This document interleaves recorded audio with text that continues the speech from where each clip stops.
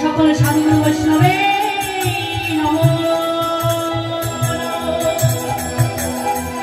হরে কৃষ্ণ হরে কৃষ্ণ কৃষ্ণ কৃষ্ণ হরে হরে, হরে রাম রাম হরে হরে, হরে কৃষ্ণ কৃষ্ণ কৃষ্ণ হরে হরে, হরে রাম রাম রাম হরে হরে, হরে কৃষ্ণ কৃষ্ণ কৃষ্ণ হরে হরে, হরে রাম রাম রাম হরে হরে, হরে কৃষ্ণ হরে হরে রাম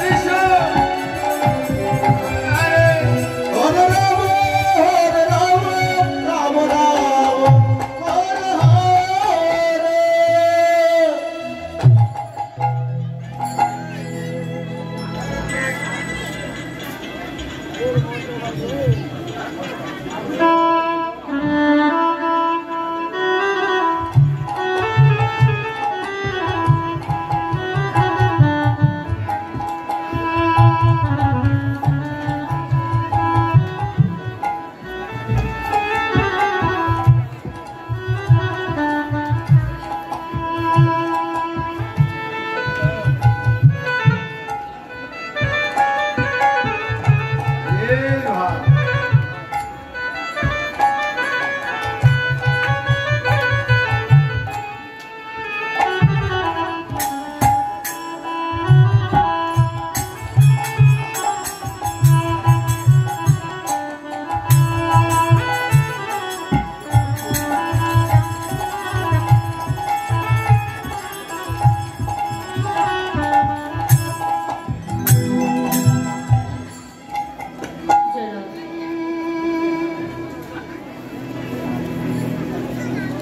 উপস্থিত গৌর ভক্তমণ্ডলী, আমার ভক্তিমতী বাবার এবং ভক্তিমতী মায়েরা,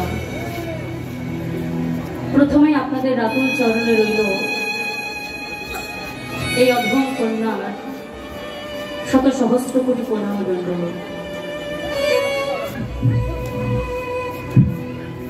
কীর্তন জগতে সর্বকনিষ্ঠ কীর্তনিয়া,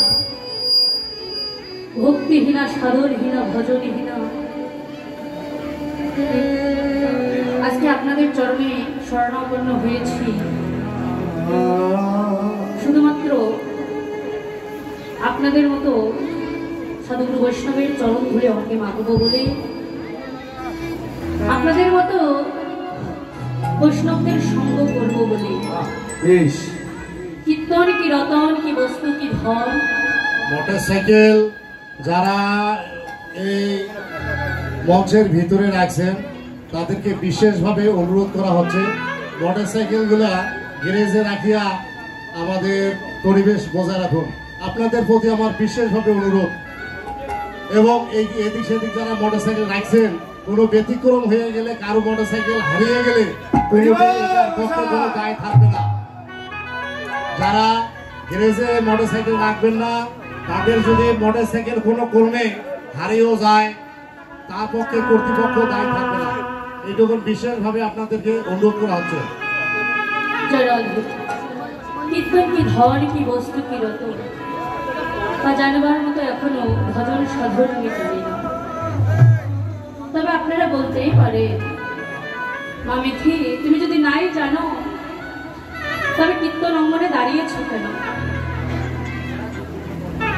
আগো শাস্ত্র বললে যদি শুদ্ধ বৈষ্ণবের কৃপা হয় তাহলে সেই কীর্তন অঙ্গনে দাঁড়িয়ে ভগবানের দুটো গরু কথা হরিকথা সেখানে বলে।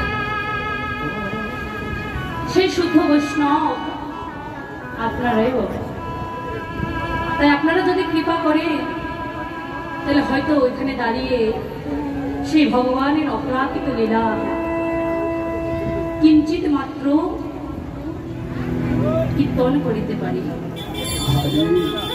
ইতিপূর্বে আপনারা আস্বাদন করেছেন আমার ভগবানের গোষ্ঠ গমনে লীলা। এখন যে সময় মধ্যাহ্নকালীন সময় ভগবানের সে অপ্রাকৃত লীলার মধ্যে সেটি হচ্ছে মধ্যাহ্নকালীন লীলা সূর্য পূজা। তো মায়েরা, শুরুতে আপনাদের চরণ ধরে বলি, কীর্তন আস্বাদন করবেন সবাই এক মনে এক চিত্তে। কারণ কষ্ট করে এসে যদি এখানে ভগবানের সেই গুণগান আস্বাদন করতেই না পারে, তবে আসা যাওয়াই কিন্তু বৃথা হবে। সে আসা যাওয়াকে বৃথা না করে কাজে লাগিয়ে যতটুকু সময় এখানে বসে থাকবেন ততটুকু সময় আস্বাদন করবেন। তো এই লীলা পরিবেশনায় আমার অনেকে ভুল ভ্রান্তি হবে। তো আপনাদের এই কন্যা মনে করে, আপনাদের এই ভগিনী মনে করে, আপনাদের এই ছোট্ট বোন মনে করে, আপনাদের এই রাতুল চরণে রেখে আমার সকল অপরাধ ক্ষমা স্বরূপ দৃষ্টিতে দেখুনি। তাই গুরু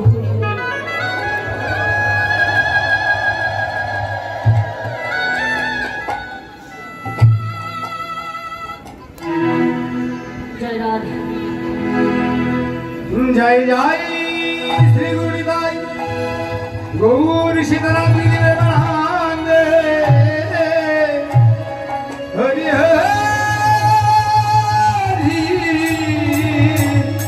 হরি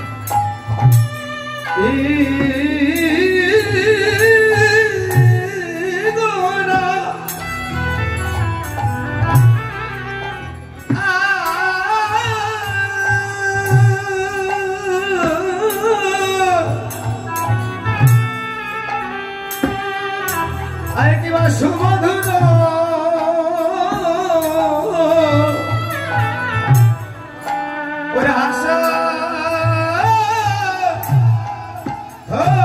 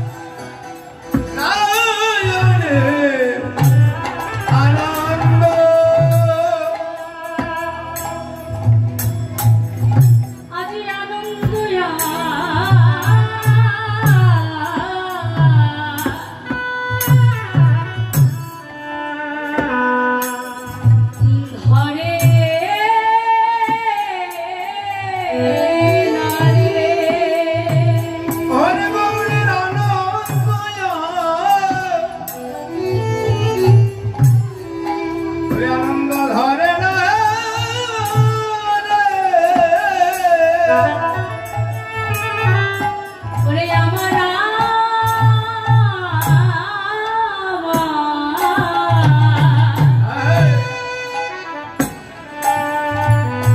প্রাণে গৌরে রাজি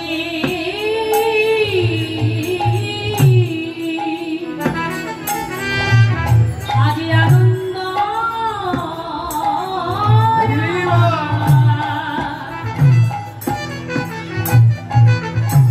আরে ঘরে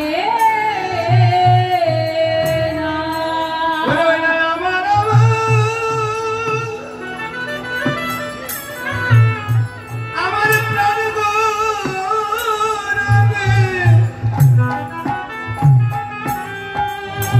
ওরে আনন্দ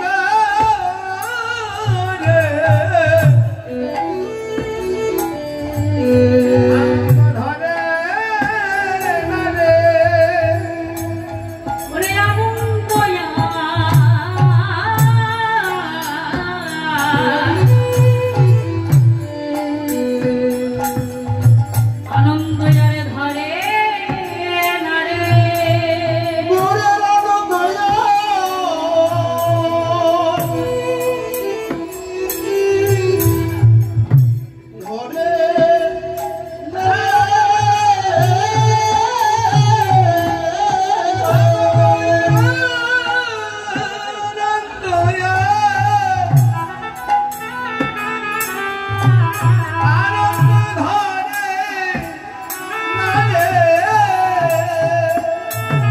আর আমার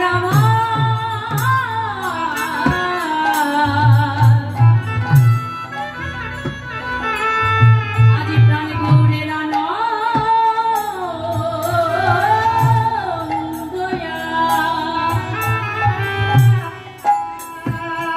আনন্দ যারে ধরে না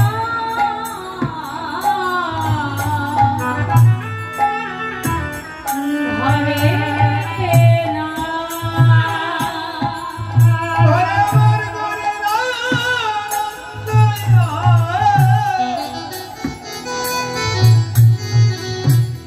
আনন্দ ধরে রে ধরে না আজি গৌরামা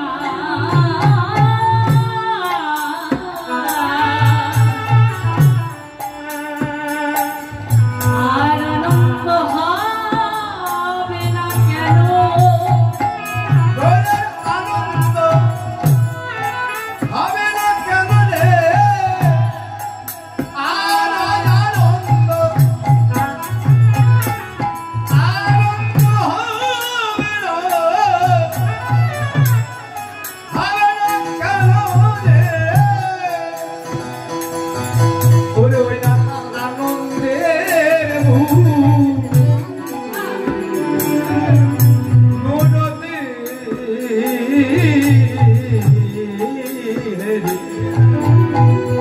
আমার মনের আনন্দ আনন্দ ধরে না রে হবে না কেন আজ হবে না কেন হবে না কেন কেন রোজ ছেড়ে এই মদিনায় সেই কই এসেছে ছেড়ে নদী আসে তো এসেছে রোজ ছেড়ে এই মদিনায় সেই কই এসেছে ছেড়ে নদী আসে তো এসেছে রোজের মাথা কালো সোনা সে তো এসেছে রোজের মাথা কালো সোনা সে তো এসেছে ছেড়ে নদী আসে তো এসেছে আমার আমার গৌর হরি সে তো এসেছে হরি দিবের উদ্ধার কালী সে তো এসেছে ওরে সেই কালো সেই কৃষ্ণ সে তো এসেছে সেই গৌর সেই কৃষ্ণ সে তো এসেছে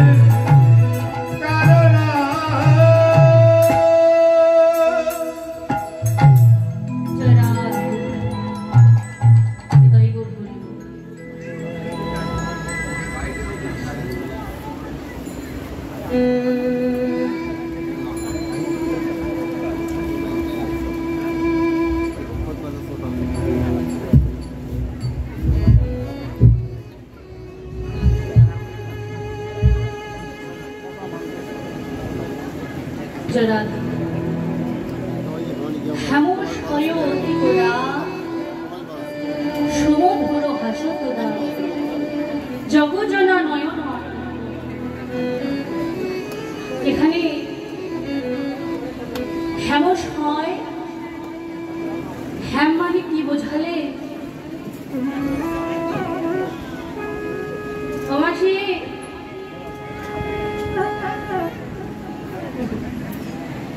হেমস হয় অতি গোরা, এখানে হেম শব্দের অর্থ বোঝালে সোনা। কিন্তু আমার যিনি কলির গৌর হরি, কলির ভগবান, তিনি সোনার থেকেও সুন্দর। তাই তো মহাজন বললেন হেমস হয় অতি গোরা সুমধুর হাসতোরা। কেন সুমধুর হাসতোরা? আমার যিনি গৌর হরি, তার বদন মণ্ডলে সব সময়ের জন্য হাসি লেগে আছে, সুমধুর হাসতোরা। তাই বললে জগজনা নয়ন আনন্দ। আজকে প্রভুর এই দর্শনে দেখে যত ভক্তগণ ছিলেন, সকল ভক্তের হৃদয়ে আনন্দ আর হয়েছে।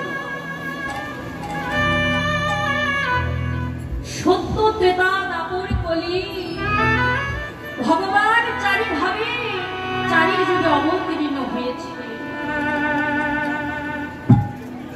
কলিকালের ভগবান হলেন আমার গৌরাঙ্গ মহাপ্রভু। আচ্ছা মায়েরা, সত্য ত্রেতা দাপর এই তিন যুগে ভগবান আসলেন রাজা হয়ে, কিন্তু কলিকালে আসলেন আমার গৌর হরি কাঙাল বেশে। আরো তিনি কলিহত জীবগণকে শেখাবে, বোঝাবে বলে শাস্ত্র বললেন নিজে আচরণে ধর্ম জীবনে শিখায়, নিজে না আচরণে ধর্ম জীবনে শিখায়। কারণ আমার ভগবান জানে আমি যদি নিজে আচরণ না করি তাহলে কলির জ্ঞানন্ধ জীবীরা কোনোদিন আচরণ করবে না। তাই নিজে আচরণ করে কাঙাল বেশে সকল ভক্তের দাঁড়ে দাঁড়িয়ে গিয়ে হরিনাম বিতরণ করেছে। ও মায়েরা, আপনারা তো কীর্তন শ্রবণ করার জন্য এসেছে, কিন্তু আমার মহাপ্রভু প্রত্যেকটি ভক্তের দাঁড়ে দাঁড়িয়ে গিয়ে হরিনাম বিতরণ করেছে। মায়েরা, প্রথমে জীবের হাতে ধরেছিল, তথাপিও নামে নিলে না, তারপর চরণে লুটিয়ে তাও বলছে হে কলির জ্ঞানন্দ জি, তোমরা একবার শুধু একবার বধূর হরি বিষয় বাসনা পরিত্যাগ শুধু একবার স্মরণ করে দেখো তুমি কোথা থেকে এসেছো, আবার কোথায় বা ফিরে যাবে। চিন্তা করে দেখেছো হে জীবগণ, আজ আমরা যাদেরকে নিয়ে পরিবার ভাবছি তারা কিন্তু আসল পরিবার। আসল পরিবার হলে সেদিন বুঝে যাবে যেদিন তোমার জীবনের বেলা কোন দিন, যেদিন আর বদনে হরি বলিতে পারিব না, যেদিন নলুন দিয়ে আর দর্শন করিতে পারিব না, যেদিন করল প্রহরে আর হরি গুণগান প্রবেশ করিবে না, সেই দিন তোমার জীবনে সেদিন তুমি হাজারবার করতে চাইলেও আর স্মরণ করিতে পারিবে না, কারণ শিশুকালে কৃষ্ণ ভজে কৃষ্ণ পাইবারও আসে, যৌবনকালে কৃষ্ণ ভজে কৃষ্ণ আসে কিবা না আসে, বৃদ্ধকালে কৃষ্ণ ভজে জমে রসনি তাই গুরু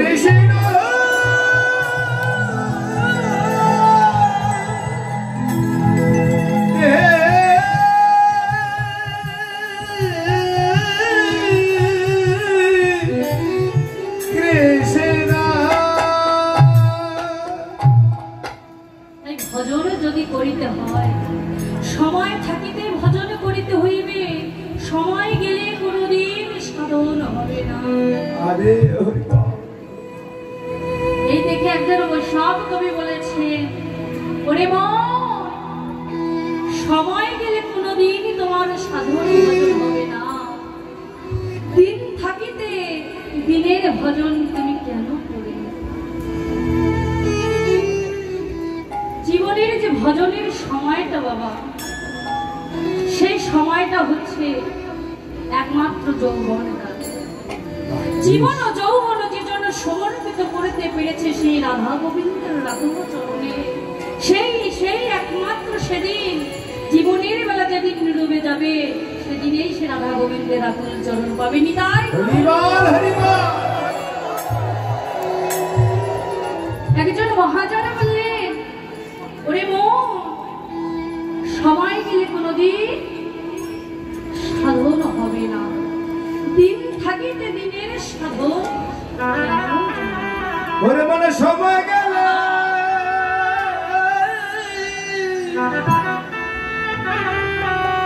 সময় গেলে সাধন হবে না, বল মনে রে আমার,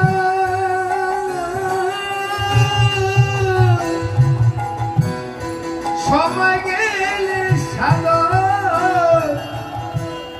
হবে না।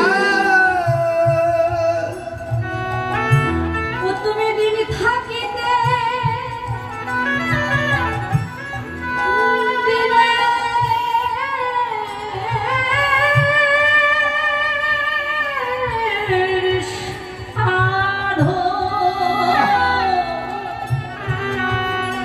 ওরে মনে রাখানো করিলে না, মনে রাখানো করিলে না,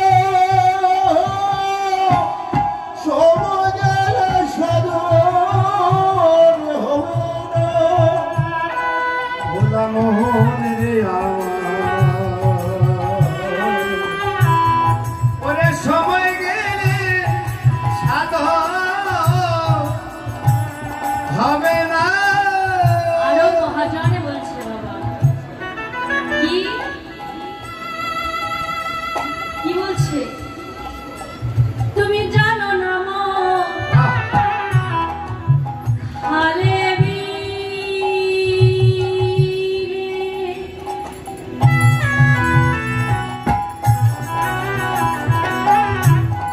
থাকে নামি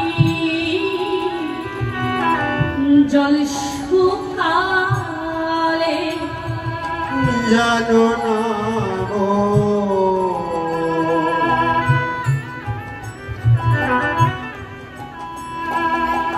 হরে বীরে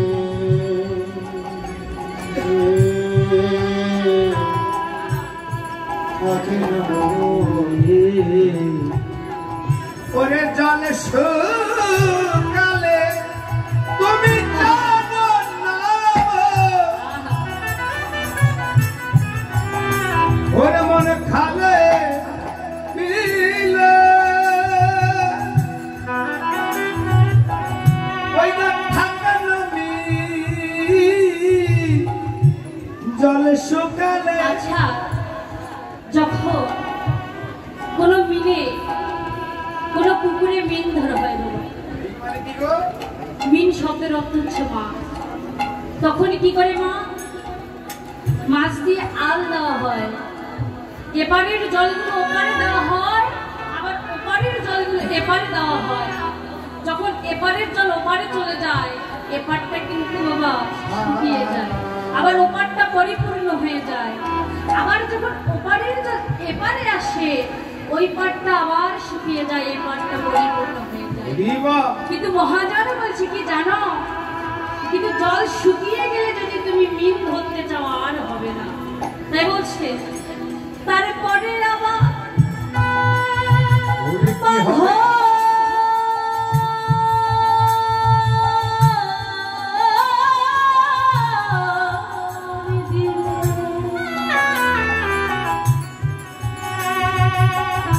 ওরে মোহনা সুকুনা মারলে মোহনা সুকুনা সাগর গেলে সাগর হবে না। ওরে ভোলা মনরে আমার সময় গেলে সাগর হবে না। আরো বলছে, কি বলছে মহাজন, আবারও বলছে ওরে অসময়ে কৃষি করা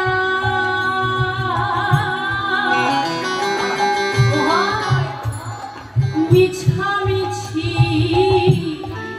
খেতে মরা। ওরে মন অসময়ে কৃষি করা মিছামিছি হেঁটে মরা। কেন বললেন, কেন বললেন?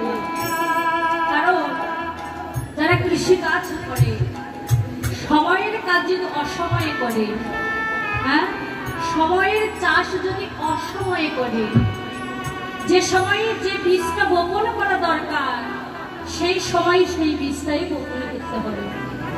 কেননা যদি আমরা বর্ষাকালে আলু বীজ বপন করি, বর্ষার কারণে সে আলুর বীজগুলো কিন্তু পচে যাবে বাবা। আবার যদি তীব্র খরার মধ্যে সে আলু বীজগুলো বপন করি, সে আলু বীজগুলো শুকিয়ে যাবে। তাই মহাজন বলছে ওরে অসময়ে কৃষি করা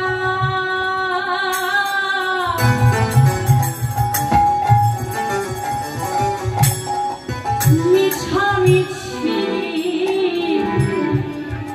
খেতে মরা। ওরে মন অসময়ে ওই না কৃষি করা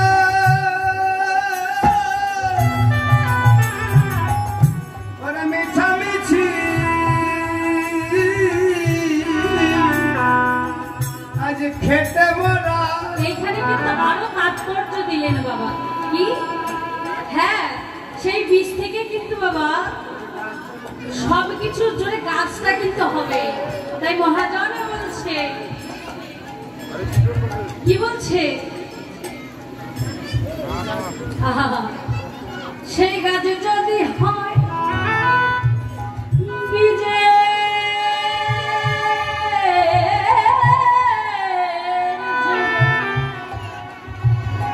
সেই গাছ কিন্তু বীজের জন্য হবে। কিন্তু মহাজন বলছে তাতে ফলে তো ধরে না, তাতে ফল তো ধরে না। সময় গেলে সাগর হবে না। ওরে ওরে সময় গেলে সময় গেলে সময় গেলে সাগর হবে না। তাই সময়ের কাজ সময় করিতে হবে। সময়ের কাজ অসময়ে করলে কোনোদিন ফল লাভ হয় না। আজকে গৌরহরির মনে কিন্তু আনন্দ ধরছে না, আবার ভক্তগণের মনেও কিন্তু আনন্দ ধরছে না। আজকে মহাজন বললেন কি, আমার যে গৌরহরি বাবা, আমাদের যে ভগবান, দেখতে কেমন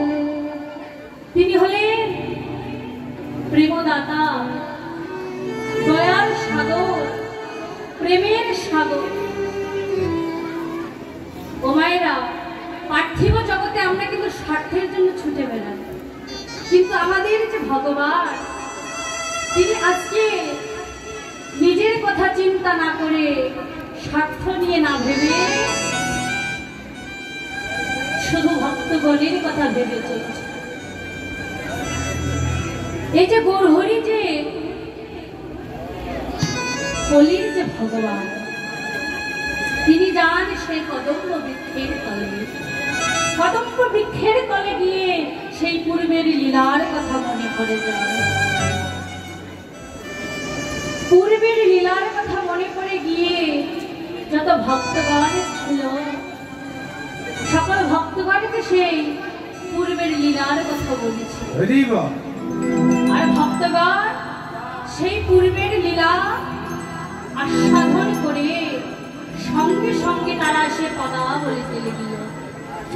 কারণ এই ভক্তরা যদি পদাবলীগুলো না লিখতে পারত, আজকে কিন্তু আমরা এই গুণগানগুলো শুনতে পারি, এই গুণগানগুলো প্রচারও হতো না।